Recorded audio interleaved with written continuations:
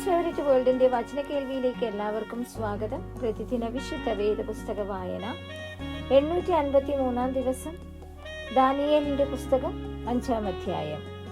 ബേൽഷസർ രാജാവ് തന്റെ മഹത്തുക്കളിൽ 1000 പേർക്ക് ഒരു വലിയ വിരുന്നൊരുക്കി. അവർ കാണുക വീഞ്ഞു കുടിച്ചു.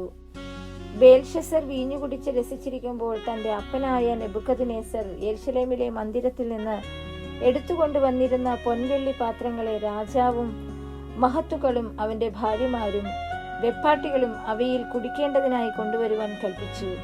അങ്ങനെ അവർ യെരുശലേമിലെ ദേവാലയത്തിന്റെ മന്ദിരത്തിൽ നിന്ന് കൊണ്ടുവന്നിരുന്ന പൊൻപാത്രങ്ങളെ കൊണ്ടുവന്ന് രാജാവും മഹത്തുക്കളും അവന്റെ ഭാര്യമാരും വെപ്പാട്ടികളും അവയിൽ കുടിച്ചു. അവർ വീഞ്ഞു കുടിച്ച് പൊന്നും വെള്ളിയും താമ്രവും ഇരുമ്പും മരവും കല്ലും കൊണ്ടുള്ള ദേവന്മാരെ സ്തുതിച്ചു. തൽക്ഷണം ഒരു മനുഷ്യന്റെ കൈവിരലുകൾ പുറപ്പെട്ട് വിളക്കിനു നേരെ രാജധാനിയുടെ ചുവരിന്റെ വെള്ളമേൽ എഴുതിയ കൈപ്പത്തി രാജാവ് കണ്ടു. അവൻ വിചാരങ്ങളാൽ പരവശനായി അരയുടെ ഏപ്പ് അഴിഞ്ഞ് കാൽമുട്ടുകൾ ആടിപ്പോയി. രാജാവ് ഉറക്കെ വിളിച്ചു ആഭിചാരകന്മാരെയും കൽദയരെയും ശകുനവാദികളെയും കൊണ്ടുവരുവാൻ കൽപ്പിച്ചു. രാജാവ് ബാബേലിലെ വിദ്വാൻമാരോട്, ആരെങ്കിലും ഈ എഴുത്ത് വായിച്ചു അർത്ഥമറിയിച്ചാൽ അവൻ ധൂമ്രവസ്ത്രവും കഴുത്തിൽ പൊന്മാലയും ധരിച്ച് രാജ്യത്തിൽ 3-ാമനായി വാഴുമെന്ന് കൽപ്പിച്ചു. അങ്ങനെ രാജാവിന്റെ വിദ്വാൻമാരൊക്കെയും അകത്തു വന്നു. എങ്കിലും എഴുത്തു വായിപ്പാനും രാജാവിനെ അർത്ഥമറിയിപ്പാനും അവർക്ക് കഴിഞ്ഞില്ല. അപ്പോൾ ബേൽഷസർ രാജാവ് അത്യന്തം വ്യാകുലപ്പെട്ടു. അവന്റെ മുഖഭാവം മാറി, അവന്റെ മഹത്തുക്കൾ അമ്പരന്നു പോയി. രാജാവിന്റെയും മഹത്തുക്കളുടെയും വാക്ക് ഹേതുവായി രാജ്ഞി ഭോജനശാലയിൽ വന്നു. രാജാവ് ദീർഘായുസ്സായിരിക്കട്ടെ, തിരുമനസ്സുകൊണ്ട് വിചാരങ്ങളാൽ പരവശനാകരുത്, മുഖഭാവം മാറുകയും അരുത്. വിശുദ്ധ ദേവന്മാരുടെ ആത്മാവുള്ള ഒരു പുരുഷൻ തിരുമനസ്സിലെ രാജ്യത്തുണ്ട്. തിരുമേനിയുടെ അപ്പന്റെ കാലത്ത് പ്രകാശവും ബുദ്ധിയും ദേവന്മാരുടെ ജ്ഞാനം പോലെയുള്ള ജ്ഞാനവും അവനിൽ കണ്ടിരുന്നു. തിരുമേനിയുടെ അപ്പനായ നെബൂഖദ്നേസർ രാജാവേ തിരുമേനിയുടെ അപ്പൻ തന്നെ. ബേൽത്ശസ്സർ എന്ന് പേര് വിളിച്ച ദാനിയേലിൽ ഉത്കൃഷ്ട മനസ്സും അറിവും ബുദ്ധിയും സ്വപ്നവ്യാഖ്യാനവും ഗൂഢാർത്ഥവാക്യ പ്രദർശനവും സംശയഛേദനവും കണ്ടിരിക്കയാൽ രാജാവ് അവനെ മന്ത്രവാദികൾക്കും ആഭിചാരകന്മാർക്കും കൽദയർക്കും ശകുനവാദികൾക്കും അധിപതിയാക്കി വെച്ചു. ഇപ്പോൾ ദാനിയേലിനെ വിളിക്കട്ടെ, അവൻ അർത്ഥം ബോധിപ്പിക്കുമെന്ന് ഉണർത്തിച്ചു. അങ്ങനെ അവർ ദാനിയേലിനെ രാജസന്നിധിയിൽ കൊണ്ടുവന്നു. രാജാവ് ദാനിയേലിനോട് കൽപ്പിച്ചത്, എന്റെ അപ്പനായ രാജാവ് യഹൂദയിൽ നിന്ന് കൊണ്ടുവന്ന യഹൂദ പ്രവാസികളിൽ ഉള്ളവനായ ദാനിയേൽ നീ തന്നെയോ? ദേവന്മാരുടെ ആത്മാവ് നിന്നിൽ ഉണ്ടെന്നും പ്രകാശവും ബുദ്ധിയും വിശേഷജ്ഞാനവും നിന്നിൽ കണ്ടിരിക്കുന്നു എന്നും ഞാൻ നിന്നെക്കുറിച്ച് കേട്ടിരിക്കുന്നു.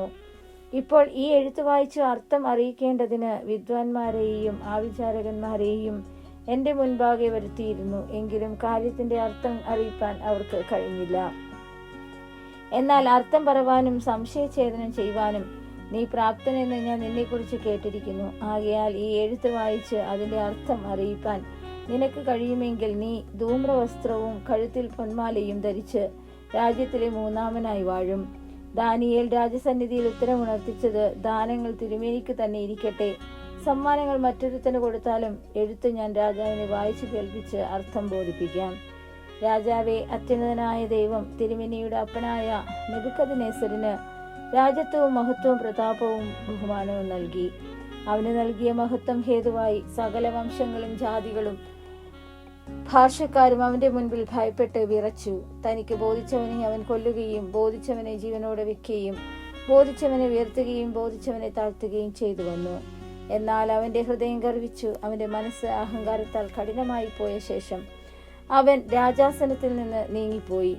അവർ അവന്റെ മഹത്വം അവങ്കിൽ നിന്ന് എടുത്തു കളഞ്ഞു.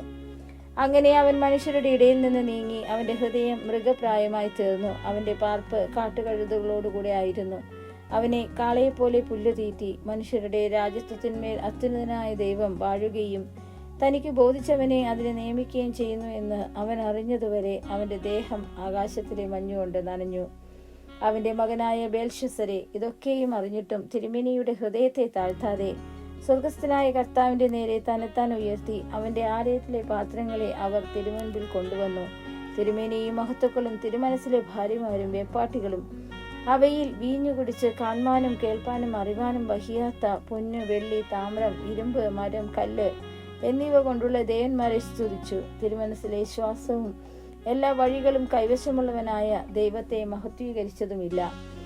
ആകയാൽ അവൻ ആ കൈപ്പത്തി അയച്ചു ഈ എഴുത്തെഴുതിച്ചു. എഴുതിയിരിക്കുന്ന എഴുത്തോ മെനെ മെനെ തെക്കേൽ ഓഫർസീൻ. കാര്യത്തിന്റെ അർത്ഥമാവിത്: മെനെ എന്ന് വെച്ചാൽ ദൈവം നിന്റെ രാജ്യത്വം എണ്ണി അതിന് അന്തം വരുത്തിയിരിക്കുന്നു. തെക്കേൽ എന്ന് വെച്ചാൽ തുലാസിൽ നിന്നെ തൂക്കി കുറവുള്ളവനായി കണ്ടിരിക്കുന്നു. പെരേസ് എന്ന് വെച്ചാൽ നിന്റെ രാജ്യം വിഭാഗിച്ചു മേദ്യർക്കും പാർസികൾക്കും കൊടുത്തിരിക്കുന്നു. അപ്പോൾ ബേൽഷസ്സരിന്റെ കൽപ്പനയാൽ അവർ ദാനിയേലിനെ ധൂമ്രവസ്ത്രവും കഴുത്തിൽ പൊന്മാലയും ധരിപ്പിച്ചു. അവൻ രാജ്യത്തിലെ മൂന്നാമനായി വാഴുമെന്ന് അവനെ കുറിച്ച് പ്രസ്തമാക്കി. ആ രാത്രിയിൽ തന്നെ കൽദയ രാജാവായ ബേൽഷസ്സർ കൊല്ലപ്പെട്ടു. മേദിനായ ദാര്യാവേശ് 62 വയസ്സുള്ളവനായി രാജ്യത്വം പ്രാപിച്ചു.